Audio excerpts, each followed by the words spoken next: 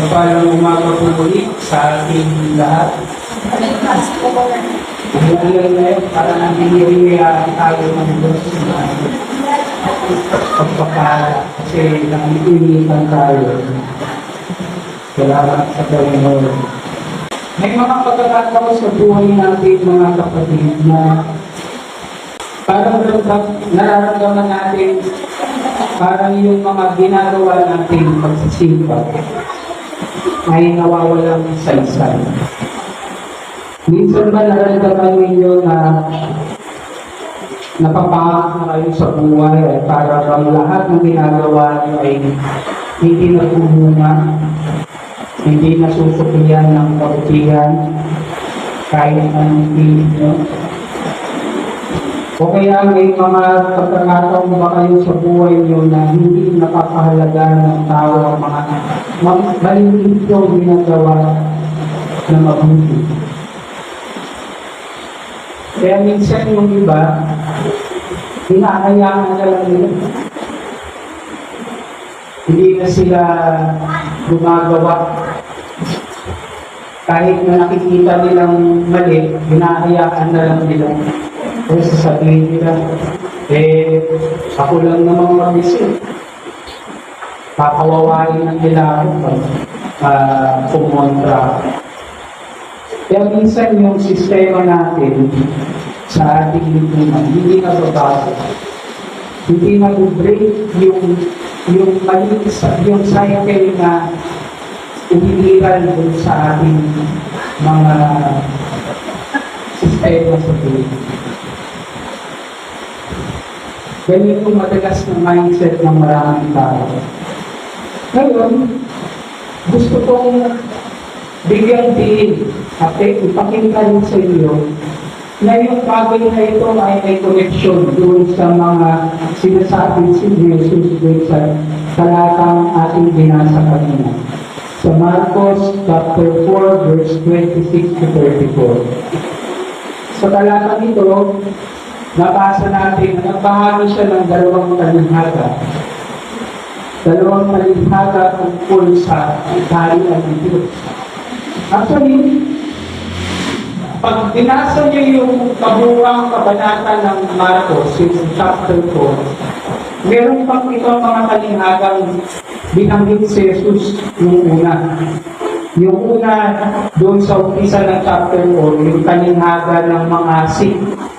Diba, nag-sick siya ng mga bini.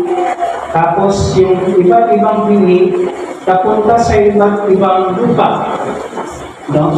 Merong mabato, merong matinik, tapos merong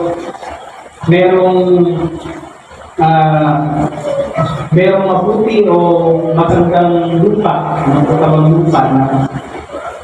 At doon sa kaninagang yun, inilarawan ni Jesus na sa iba't ibang uri ng lupa, no, hindi lahat ng lupa pwede taniman. Hindi lahat ng lupa ay makakapagpatubo ng isang halaman, isang bini. Meron pang isang talinaga na binanggit si Jesus pagkatapos nun, yung tungkol naman sa ilaw, sa ilawan. Dapat saan nilalagay ito yung ilaw? Sa ilalim ba? Sa tagubang lugar? Di ba inilalagay daw sa ibabaw ng lamesa para magdiwanag yung bungga? Yung dalawang talinghaga yun ay tumutukoy pa rin sa kung paano may gustong inarawan ng Panginoong Jesus ang kaharian ng Diyos.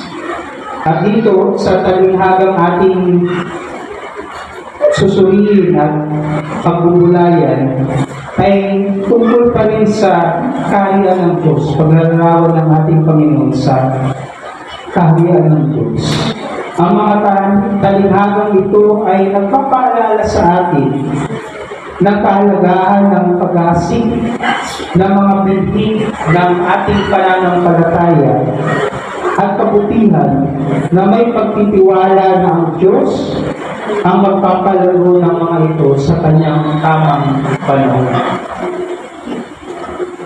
Minsan kasi parang sinasabi natin, wala namang effect eh.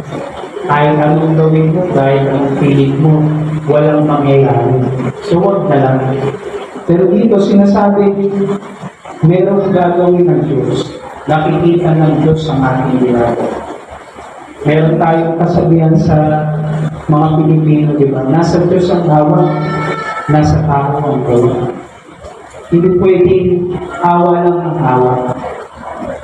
Hindi lang pwedeng umasa lang tayo sa awa ng Diyos na walang gawa. Hindi pwedeng gawa lang tayo ng gawa.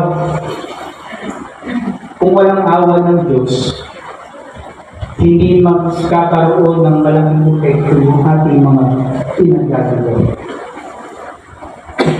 Ating unawain, suriin yung mga talinghagang binahagi dito ng ating Panginoon. Sa unang talinghaga, ang talinghagang ito ay tungkol sa lumalagong bibig. Sinumulan ni Jesus ang talinghaga ng lumalagong bibig. Meron daw isang tao na nagasik ng bibig sa lupa, na kumakatawan sa ating mga pagsisikap na magasik ng pananampalataya at kabutihan sa ating buhay, sa mundo na ating ginagawa. Kapansin-pansin na hindi alam ng tao kung paano lumalago ang bibig. Nakakita na ba kayo ng isang bibig kung paano siya lumago? Minsan kasi, hinahayaan lang natin siya eh. Hindi naman kasi mabilis yung paglago ng isang bibig. Pag tinanong mo ang isang bibig, hindi yan basta-basta tumutubo. It takes time. It takes time. It takes more effort para yung isang bibig na tinanim mo ay tumubo. Pero madalas, hayaan mo lang siya at kusa siyang lalago. Yun yung pinapakita ng ating Panginoong Yesus doon sa talinghaga. Yung taong nagasik ng bibig, hindi naman nakikita kung paano lumago yung bibig hinasik niya. Basta, lalago ito, tutubo, sasagana, magbubunga sa tamang panahon. At pag dumating yung panahon na yun, yun yung panahon na kung saan siya ay aani. Meron tayong kasabihan nga ng mga matatanda din, di ba? Kapag merong tinanim, may aanin. Kapag may nilaga, pag may tiyaga, may nilaga. Kapag walang nagsabi, walang kakainin. Di ba? Ganun yung mga kasabihan na yan. Ito yung natural law ng ating buhay na pinasenyo ng Diyos. Kung ano yung itinanim natin, tutubo yun. Ang tanong na lang sa atin, anong klaseng bibig ang itatanim? Anong klaseng bibig ang itatanim? Ito ba ay bibig na makakabuti sa iyong sarili o sa iyong kapwa o makakasama? Ito ay nagpapakita sa atin na ang paglago ng ating pananampalataya at ang epekto ng ating mabubuting gawa ay kadalasan lampas sa ating pangunawa. Ito isang banal na proseso na pinapagtubayan ng Diyos mismo. Ang proseso ng paglago ng bibig mula sa pagiging usbong, yung pag-usbong niya mula sa pagiging bubig ay sumisimbolo sa natural at unti-unting paglago sa ating spiritual na buhay. Ang ating maliliit na gawa ng pananampalataya at kabutihan ay sa huli magdudulot ng masaganang ani. Ngunit kailangan natin maging matyaga at magtiwala sa tamang panahon na ibibigay ng Diyos. Kapag dumating na yung tamang panahon, pag dumating na yung tag-ani, makikita natin ang bunga ng ating mga pagsusulitan. Kaya dapat hindi tayo mawalan agad ng kumpiyansa sa buhay. Sasabihin ng iba, Pastor, Kunti lang naman tayo, hindi naman tayo lumayo. Mga kapatid, hindi talaga tayo lalago kung yung kumpiyansa natin wala. At wala tayong gagawin na maliliit na hanggang para dumago tayo. Sa pangalawang talinghaga, binahagi naman ni Jesus yung butil ng mustasa. Hindi ito yung mustasa na binibili natin sa palengke. Ang usually na buto ng mustasa, tsura ng mustasa, doon sa Middle Eastern country, katulad ng Palestina, ay para sa malaking puno. Maliit lang siya, pero pag bumunga siya, nagiging isang malaking puno. Yun yung tawag nila yung yellow mustard. Kung nakakain kayo ng sandwich, tapos merong yellow na parang sauce sa loob. Usually yung mustard sauce. Yun ang gagaling ng mga kapatid. Pag tinignan mo yung buto niya, napakaliit lang. Maliit lang na buto. Para siyang mas maliit pa sa pamintang buo. Ganun siya kaliit. Pero sabi ni Jesus, doon sa talinghaga, yung buti ng mustasa, kahit na siya yung pinakamaliit sa lahat ng bingin, kapag itinanim ito'y lumalaki. Nagiging isang malaking puno. At kapag naging isang malaking puno na ito, yung mga ibon ay pwedeng mamugat, manirahan doon sa malaking puno. Nagbibigay nilin. Ang talinghagang ito ay nagpapakita kung paano kahit ang pinakamaliit na mga gawa ng pananampalataya at kabutihan ay maaaring lumaki ng napakasagana. Ang isang mabuting salita, isang maliit na gawa ng kabutihan, o isang sandali ng panalangin ay maaaring magkaroon ng malalim na epekto, hindi lamang sa ating buhay, kundi sa buhay ng ibang tao na kapaligid sa atin. Sabi natin, diba, ang lahat ng bagay ay magkakaugnay. Kung inaakala nyo yung maliit na bagay na ginagawa nyo, walang epekto sa iba, meron. Kasi magkakaugnay tayo. Magkakaugnay tayo, mga kapatid. Nakikita na nagkakaroon ng epekto kahit yung mga maliliit natin ginagawa. Madalas hindi lang natin napapansin. Madalas hindi lang natin binibigyang halaga. Pero katulad ng isang butil na namiasik, tutubo yun sa tamang panahon. At doon natin makikita yung halaga natin ginagawa kapag ito ay nagpabunga. Tulad ng halaman ng mustasa na nagbibigay ng kalungan sa mga ibon, ang ating pananampalataya at kabutihan ay maaaring magbigay ng kalinawan at suporta sa ating sa mga tao na kapaligid sa atin. Ang mga maliliit na binhi na ating itinatanim ay nag-aambag sa paglago ng kahit ng Diyos sa ating mundo. Sabi nila, great things starts from small beginnings. Great things starts from small beginnings. Alam niyo ba yun? Parang sa commercial yun ng Michael. Di ba yung isang atleta, yung bawat araw, oras, panahon na ginugugol niya sa training, yung ani nun, yung bunga nun, makikita pagdating na din sa laban niya. Kaya kapag ikaw ay isang atleta at tatamad-tamad ka, wala kang disiplina sa iyong sarili, hindi mo pinapahalagaan kahit yung mga maliliit na bagay na nagtuturo sa iyo ng disiplina, hindi ka basta-basta magtatamad ka. Kaya walang atleta na nagtatagumpay sa isang kompetisyon na hindi naglalaan ng kanyang sarili sa pag-train ng kanyang sarili. Great things starts from small beginnings, sabi nila. So as worst things. Yung maliit na bagay, yung masamang bagay na ginawa nyo, maliit kahit maliit, magbubunga yun ng malaki.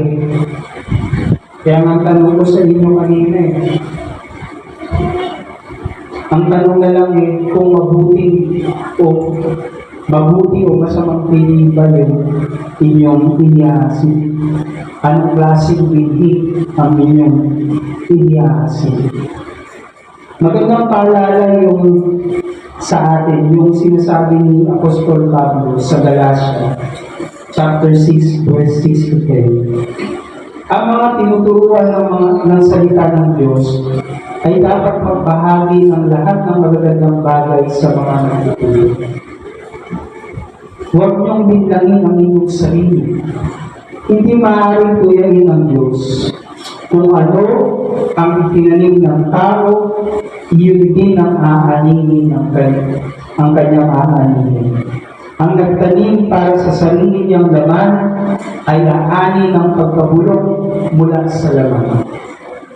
Ngunit ang nagtanim para sa Espiritu ay aani ng buhay na walang hanggan. Kaya huwag tayong mapagod sa paggawa ng mabuti sapagkat pagdating ng takdang panahon, tayo ay aani kung hindi tayo susuko.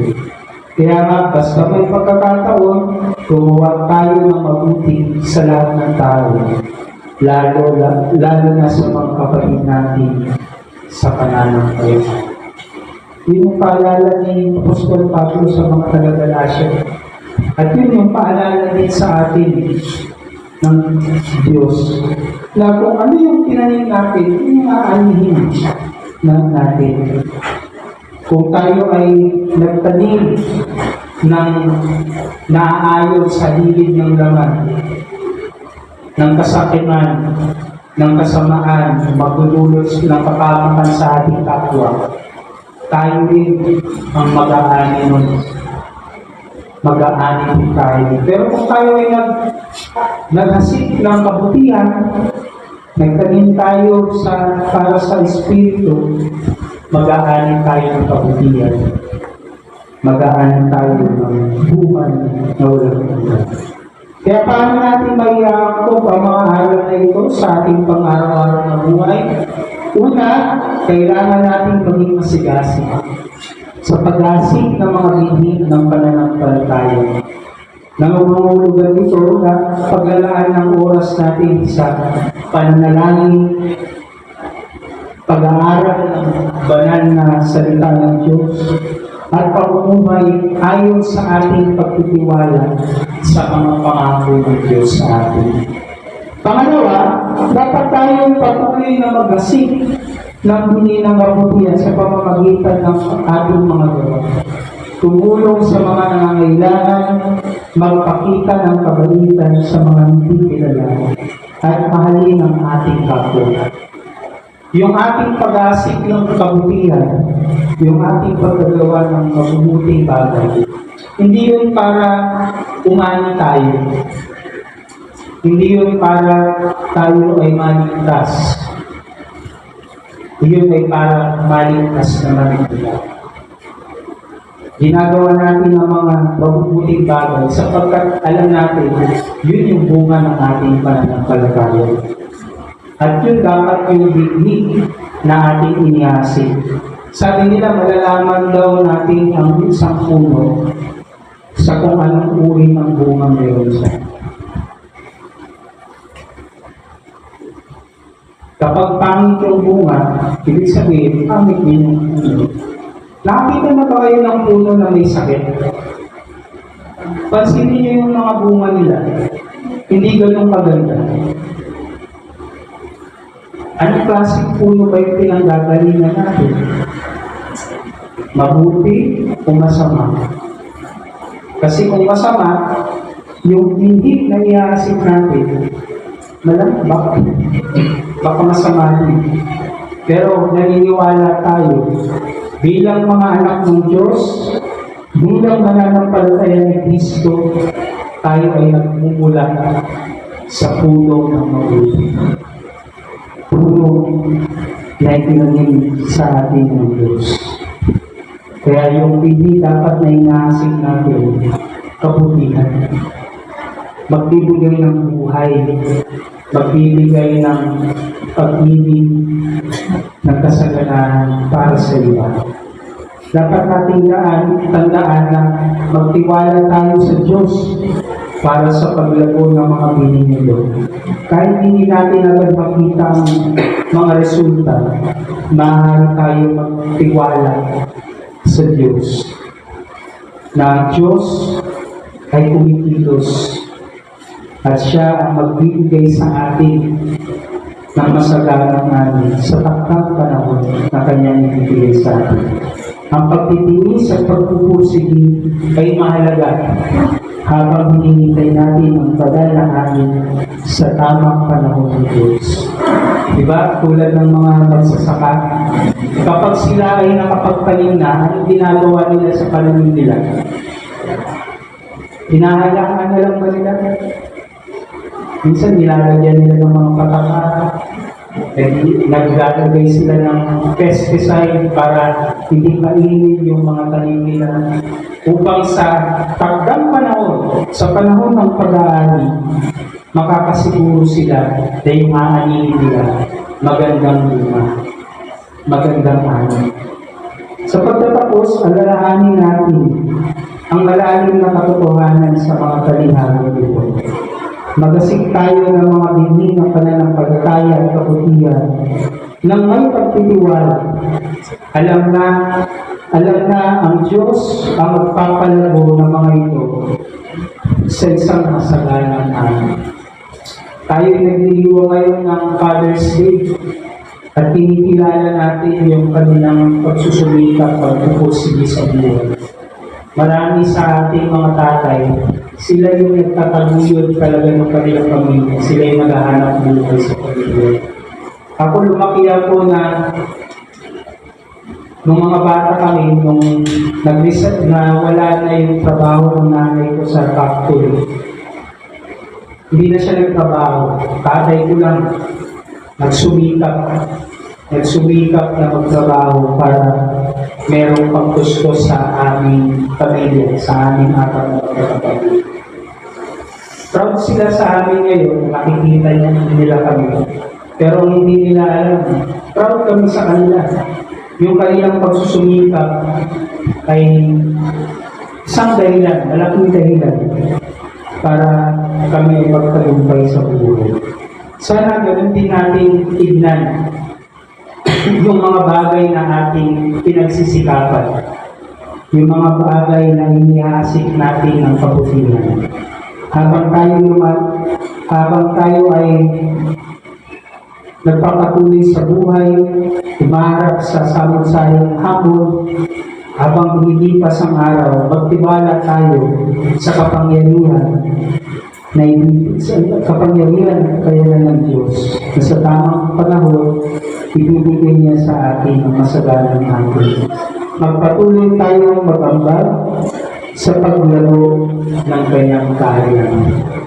Tayo bilang mga mananampalataya ay tinawag na makibahagi dito.